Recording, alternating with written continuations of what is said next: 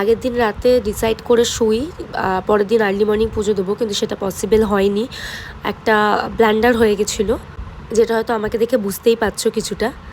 তারপরেও সব কিছু প্রবলেম সলভ করে আমরা ফাইনালি পুজো দিতে চাই। মারাত্মক রোদ ছিল সেদিন, আর পুজো দিতে গিয়ে তাড়াহুড়ো চক্করে কিছু ভুল ডিসিশন নিই, যেটা হয়তো না করলে আরও আমরা ভালোভাবে পুজোটা দিতে পারতাম। যাই হোক, তবুও ভিআইপি লাইনে দাঁড়িয়ে পুজোটা কমপ্লিট করি। হার্ডলি আধ ঘন্টার মধ্যে আমাদের পুজো দেওয়া কমপ্লিট হয়ে যায়। দেখেই বোঝা যাচ্ছে পুজো দেওয়া হয়ে গেছে। আমি আবার ব্লগে বলতেছিলাম যে ফাইনালি পুজো দেওয়া হয়ে গেছে, কিন্তু দেখে মনে হচ্ছে পুজো দেওয়া হয়ে গেছে। তোর কপালটা দেখা আর হাতটা দেখা, ওই একাই পুজো দিয়েছে মনে হচ্ছে। এটা মার ধরনের আলতা ছবি থাকে।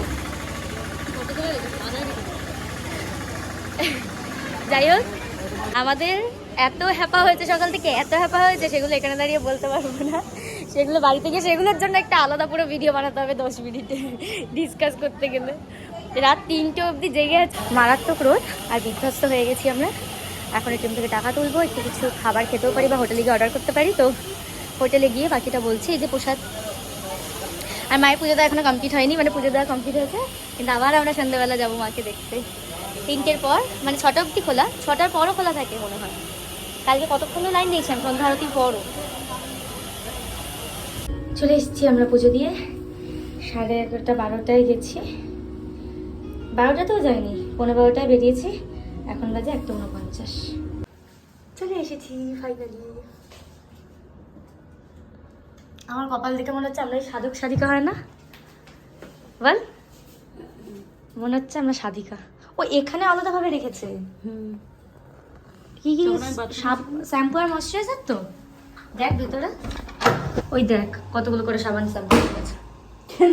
আমার কি ইচ্ছা ছিল দেখাবো যে আমরা কি পরে পুজো দিচ্ছি, কারণ অনেক আশা করে পড়েছিলাম, কিন্তু দেখাতে পারিনি, অনেক ব্লান্ডার হয়ে গেছে। তো আমি যদি এখন দেখাই আমার কি পরে পুজো দেওয়ার কথা ছিল, দেখা একটু জুম করে।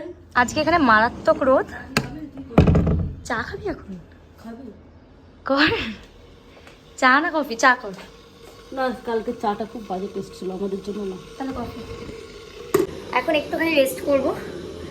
ঘুমানোর কারণে আমরা ভোরবেলা পুজো দিতে পারিনি, মানে আমাদের পুজো দেওয়ার কথা ছিল ভোর 4:30 লাইন দিয়ে আমাদের 5:30টায় ঢোকার কথা ছিল।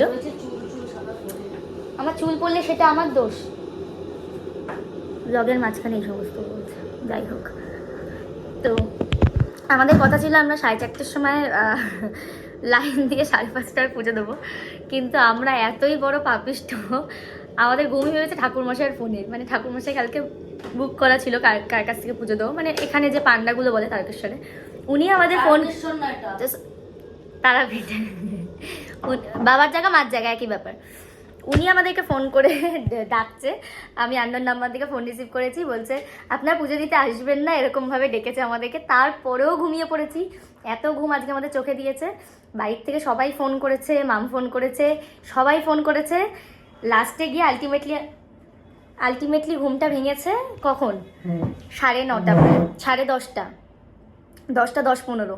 তখন তাড়াহুড়ো করে উঠে রেডি হতে গেছি, বাট রেডি হওয়ার পর সব কিছু করার পর আমার এই শাড়ির সাথে যে ব্লাউজটা পরে পুজো দেওয়ার কথা ছিল, সেই ব্লাউজটা আমি ব্যালকানিতে শুকাতে দিয়ে স্নানে গেছিলাম।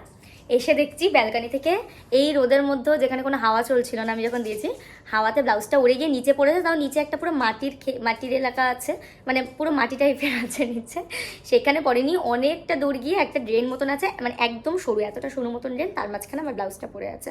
তখন বাজে 11টা বাজতে 10 মিনিট বাকি। কীভাবে পুজো দেবো? 12টার মধ্যে যেতে হবে। ঠাকুরমশাই ফোন করছে, কারণ 12টার সময় গেট বন্ধ হয়ে গেলে আবার 1:30টার পর খুলতো, আর এখন মনে হচ্ছে সেটা গেলেই ভালো হতো, কারণ পুজো দেওয়ার পর মনে হচ্ছে। তাড়াহুড়ো করে বাবু আবার রেডি হয়েছে, রেডি হয়ে জানি আমাকে মনে মনে খুব গালাগাল দিয়েছে সেটার জন্য। ও গেল তাড়াতাড়ি করে একটা ব্লাউজ, এই ব্লাউজটা কিন্তু আমি যখন শাড়িটা কিনছি তখনই আমার এরকম ব্লাউজ কিনবো ভেবেছিলাম, কিন্তু আমার মনে হলো কি দরকার, ব্লাউজ আছে।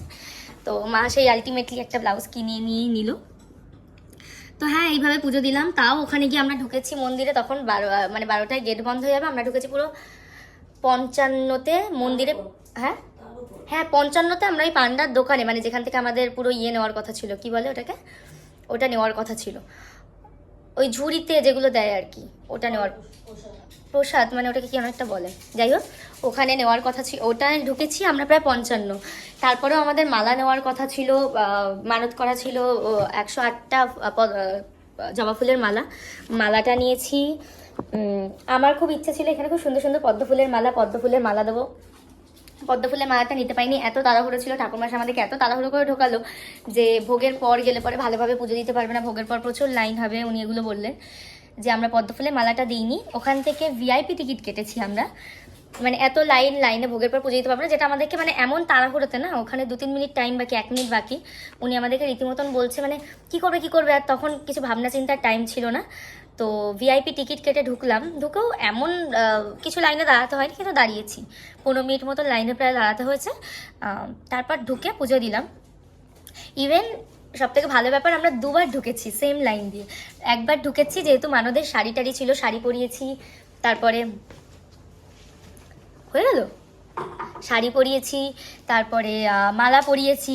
এবার সেই চক্করে না মায়ের সেভাবে আশীর্বাদ, মাকে ছোঁয়া বা এগুলো করতে পারিনি। তো আমরা ওখান থেকে লাইন থেকে বেরিয়ে আবার সেকেন্ড টাইম এরকম এই সিঁদুর টিঁদুর নিয়ে আবার লাইনে ঢুকেছি। ওখানকার পুরোহিতদের এই একটা জিনিস ভালো দেখলাম, ওনারা আমাদেরকে বারণ করেনি বা কিছু করেনি, যথেষ্ট ভালোভাবে সেকেন্ড টাইম আমরা মাকে স্পর্শ করে পুজো দিয়েছি, মায়ের পায়ে আলতা ঢেলেছি, এগুলো করেছি। এগুলো তো যারা তারাপীঠে আসে তারা জানি, এগুলো আলাদাভাবে বলবার কিছু নেই।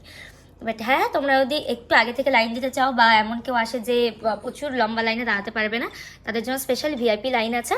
আদারওয়াইজ যা খবর পেলাম, মানে ওখানে কথা বলে এটুকু জানলাম, আমরা ওই জন্য আবার যাব, ভেজ খেয়েছি ওই জন্য। ওখানে মানে বুধবার আর শুক্রবার যদি 3টের পর আসো তাহলে নাকি প্রচুর কম ভিড় থাকে।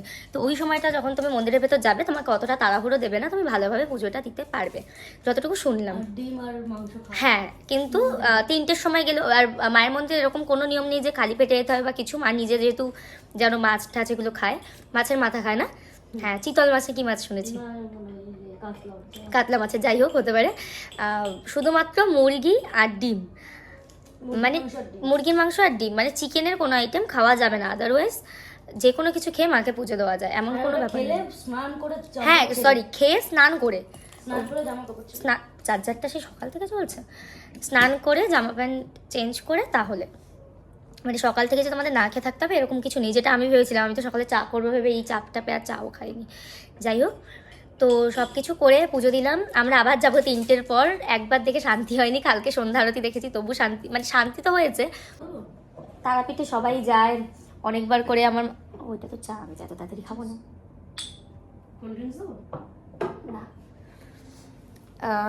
রিসেন্ট আমার মা বাবাও এসেছিলো, কিন্তু আমার তো যেহেতু লাইফে ফার্স্ট টাইম, তো ভালো লেগেছে, সব কিছু মন মতন হয়েছে। যার জন্য দুটো দিন থাকা, মানে তারাপীঠে আসে সবাই একদিন থেকে চলে যায়। আমার তো মন চাইছে কালকে যেহেতু শনিবার আর সংক্রান্তি, কালকে খুব ভিড় থাকবে, না হলে আমি কালকে আমাদের ট্রেন ধরবার আগে আমি চলে যেতাম ওখানে, মায়ের কাছে পুজো দিয়ে আসতাম। তো ঠিক আছে, যাই হোক, ভালোই পিটেছে, দিতে পেরেছি, এটাই অনেক।